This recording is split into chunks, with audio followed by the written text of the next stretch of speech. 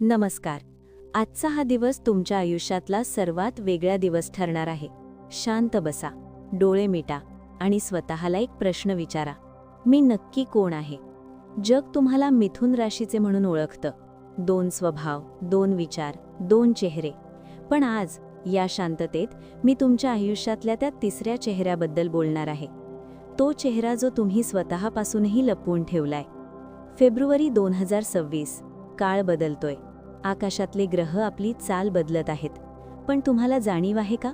तुमच्या घराच्या उंबरठ्यावर एक सावली उभी आहे. ती सावली तुमच्या नशिबाची आहे की तुमच्या कर्माची? आजच्या या महाप्रवासात आपण तुमच्या राशीच्या अशा काही रहस्यांचा उलगडा करणार आहोत, ज्याचा विचार करताना तुमच्या अंगावर काटा येईल. मिथुन रास, हवेचं तत्व, चंचल, वेगवान आणि कधीही न सापडणारी. पण जेव्हा हीच हवा एका बंद खोलीत कोंडली जाते, तेव्हा गुदमरायला होतं. तुमच्या आयुष्यात सध्या असंच काहीसं घडतंय का? तुम्हाला असं वाटतंय का की कोणीतरी तुमचं स्वातंत्र्य हिरावून घेतंय? आज मी तुम्हाला सांगणार आहे की तुमच्या या अस्वस्थतेचं मूळ नेमकं कुठे आहे. तुम्ही ज्यांना आपले समजता ते खरोखर तुमचे आहेत का, की ते फक्त वेळेचे सोबती आहेत? आकाशात एक भयानक युती घडतीये.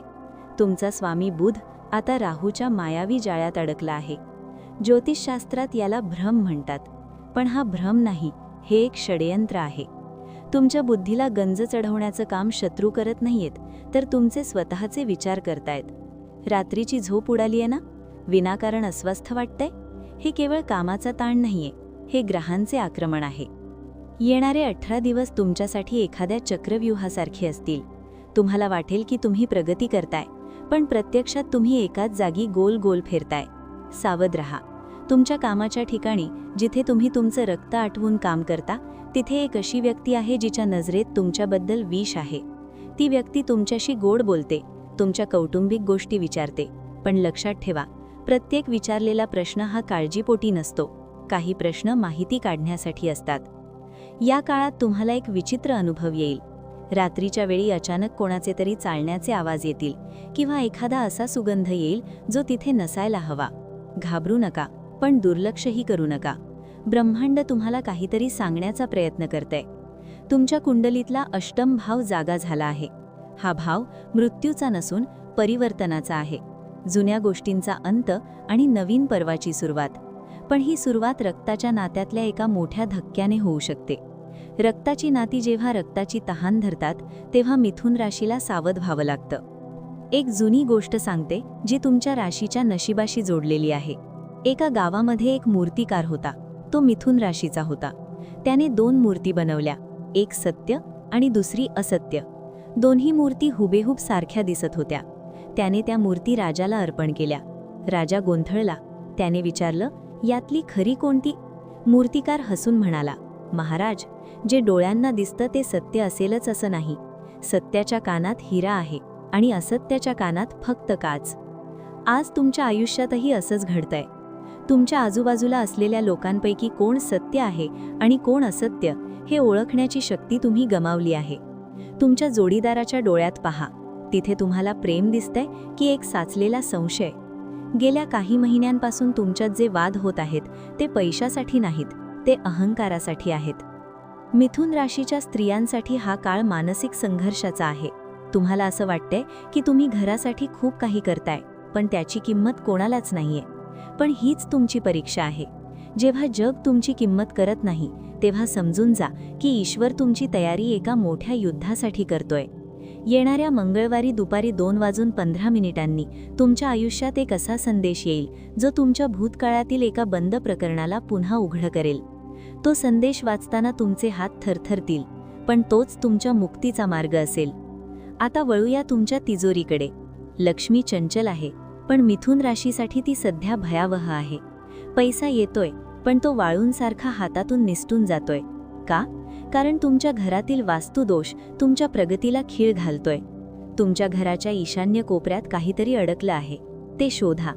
तिथे असलेली जुनी रद्दी, तुटलेली काच किंवा बंद पडलेलं घड्याळ तुमच्या नशिबालाही बंद करून ठेवतंय. पुढच्या 10 दिवसात गुंतवणुकीचा कोणताही मोठा निर्णय घेऊ नका. कोणाच्याही शब्दावर विश्वास ठेवून सही करू नका. विशेषतः अशा व्यक्तीवर ज्याचं नाव स किंवा म अक्षरावरून सुरू होतं. ही व्यक्ती तुम्हाला सोन्याचं स्वप्न दाखवेल, पण प्रत्यक्षात तो एक सापळा असेल. लॉटरी किंवा जुगार खेळणाऱ्या लोकांपासून लांब राहा. तुमचा पैसा हा तुमच्या घामाचा आहे, कोणाच्या तरी फसवणुकीचा भाग बनू देऊ नका. व्यापाऱ्यांसाठी एक इशारा: तुमच्या मालाची चोरी होण्याची किंवा हिशेबात मोठी चूक होण्याची शक्यता आहे. ही चूक आर्थिक नसून नैतिक असेल. जर तुम्ही आता प्रामाणिक राहिला नाहीत तर शनिदेवाची वक्रदृष्टी तुमच्या व्यवसायाला राख करायला वेळ लावणार नाही.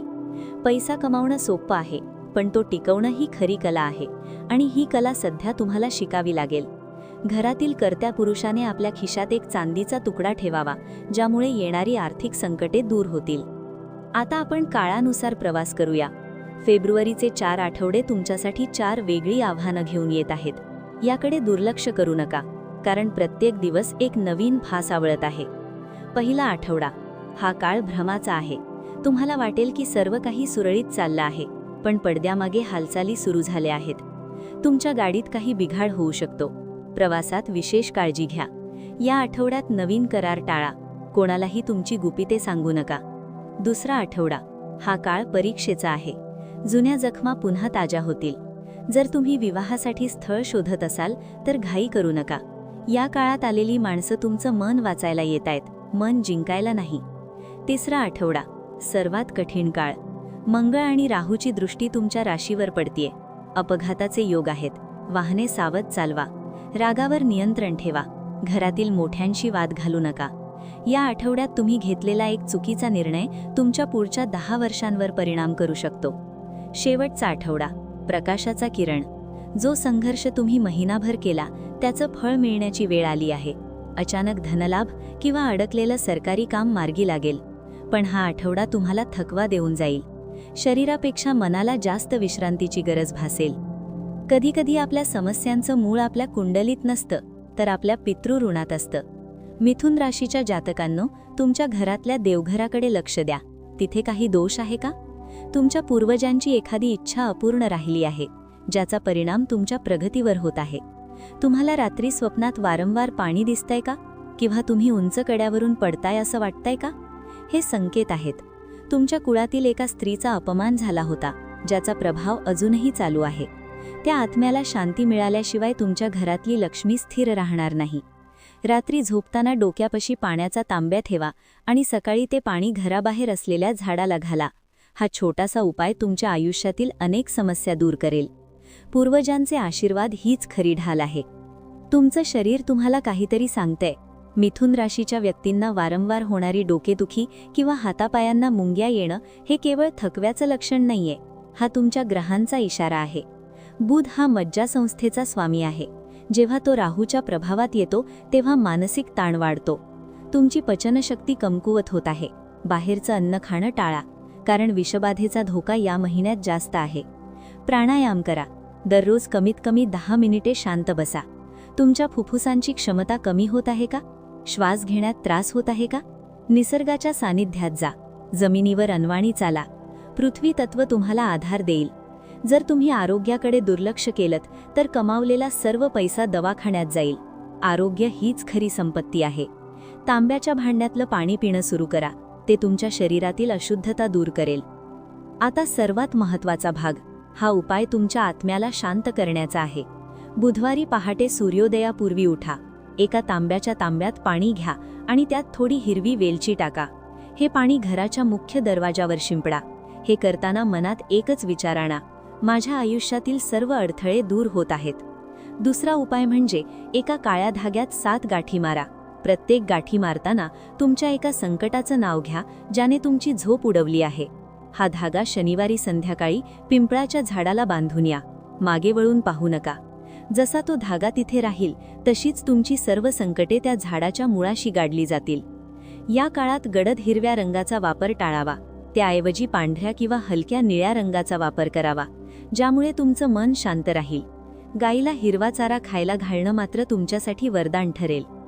तुम्हाला कधी असं वाटतं का की तुमच्या घरात कोणीतरी वावरतंय? किंवा आरशात पाहताना तुम्हाला स्वतःचा चेहरा अनोळखी वाटतोय? हे तुमच्या राशीच्या द्विस्वभावाचं लक्षण आहे. तुमचं एक मन म्हणतं थांब आणि दुसरं मन म्हणतं धाव. या संघर्षात तुमची शक्ती वाया जात आहे.